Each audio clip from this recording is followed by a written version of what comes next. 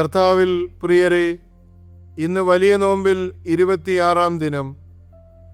വരുവിൻ, നാം ഭൂതലത്തിലൊക്കെയും ചിതറിപ്പോകാതിരിപ്പാൻ ഒരു പട്ടണവും ആകാശത്തോളം എത്തുന്ന ഒരു ഗോപുരവും പണിക.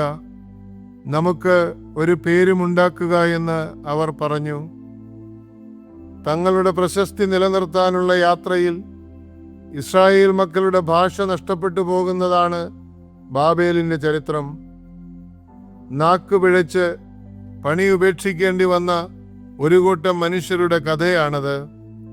കീർത്തിയും പ്രശസ്തിയും നിലനിർത്താനുള്ള മനുഷ്യന്റെ തത്രപ്പാടുകളിൽ സ്നേഹത്തിന്റെ ഭാഷ നഷ്ടപ്പെട്ടു പോകുന്നവരെ കുറിച്ചുകൂടെ ഇത് സൂചിപ്പിക്കുന്നു.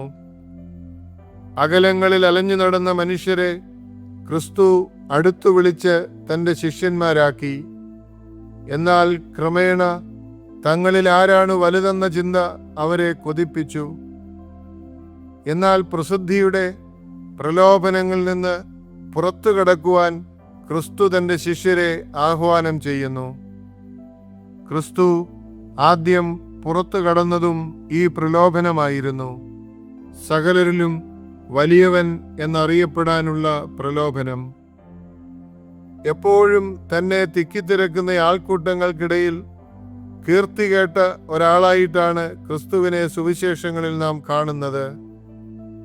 അപ്പം വർദ്ധിപ്പിച്ച് അത്ഭുതം പ്രവർത്തിച്ച് അവനെ രാജാവാക്കാൻ മുതിരുന്ന ജനക്കൂട്ടത്തെ നമ്മൾ കാണുന്നുണ്ട്. എന്നാൽ പ്രസിദ്ധിയുടെ പ്രലോഭനത്തിൽ നിന്നും വഴുതി മാറുന്ന ക്രിസ്തു ആഴമുള്ള ഒരു മൗനത്തിലേക്ക് നമ്മെ വിളിക്കുന്നു. അവർ വന്ന് തന്നെ പിടിച്ച് രാജാവാക്കുവാൻ ഭാവിക്കുന്നുവെന്ന യേശു അറിഞ്ഞിട്ട് പിന്നെയും തനിച്ച് മലയിലേക്ക് വാങ്ങിപ്പോയി എന്ന് യോഹന്നാൻ 6-ാം അധ്യായം 15-ാം വാക്യത്തിൽ രേഖപ്പെടുത്തിയിരിക്കുന്നു. ഇത് നമ്മെ ചിന്തിപ്പിക്കണം. ഒരു വടംവലി മത്സരത്തിൽ എന്ന പോലെ പിറകോട്ടു പോകുമ്പോൾ മാത്രം വിജയിക്കുന്ന ഒന്നാണ് ക്രിസ്തീയ ശിഷ്യത്വം. പ്രശസ്തിയുടെ പടവുകൾ കയറിപ്പോകാൻ ആഗ്രഹിക്കുന്നവർക്ക് സ്നേഹത്തിന്റെ ഭാഷ തെറ്റുന്ന കാര്യമാണ് ബാബേൽ ഗോപുരത്തിന്റെ പ്രധാന പാഠം. വലുതാകാനുള്ള വ്യഗ്രതയിൽ നമുക്ക് സ്നേഹത്തിന്റെ ഭാഷ നഷ്ടപ്പെടുന്നുണ്ടോ? മറ്റൊരാളെ ചെറുതാക്കാതെ എങ്ങനെയാണ് ഒരാൾക്ക് വലുതാകാൻ കഴിയുക? പ്രശസ്തരായ പലരുടെയും കാര്യത്തിൽ അവർക്ക് നഷ്ടമായ സ്നേഹത്തിന്റെ ഭാഷയുണ്ട്. മറ്റുള്ളവരുടെ മുൻപിൽ മിടുക്ക് തെളിയിക്കാനുള്ള പരിശ്രമത്തിനിടയിൽ നമുക്കും സ്നേഹത്തിന്റെ ഭാഷ നഷ്ടപ്പെടുന്നുണ്ടോ എന്ന് ചിന്തിക്കേണ്ടതല്ലേ? ചില കീർത്തികൾ വേണ്ടെന്ന് വെച്ചവരിൽ ആരെയും തോൽപ്പിക്കാൻ ഇഷ്ടമില്ലാത്ത സ്നേഹത്തിന്റെ ഭാഷ നാം കാണുന്നില്ലേ?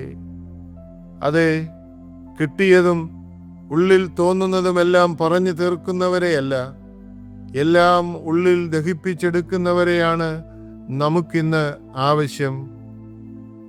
പറഞ്ഞ് ചോദിച്ച് അന്യോന്യം അകലുകയല്ലേ നാം ഇന്ന്? ഇവിടെ മിണ്ടാതിരുന്ന് ആഴപ്പെടാൻ ഈ നോമ്പ് നമ്മെ ആഹ്വാനം ചെയ്യുന്നു.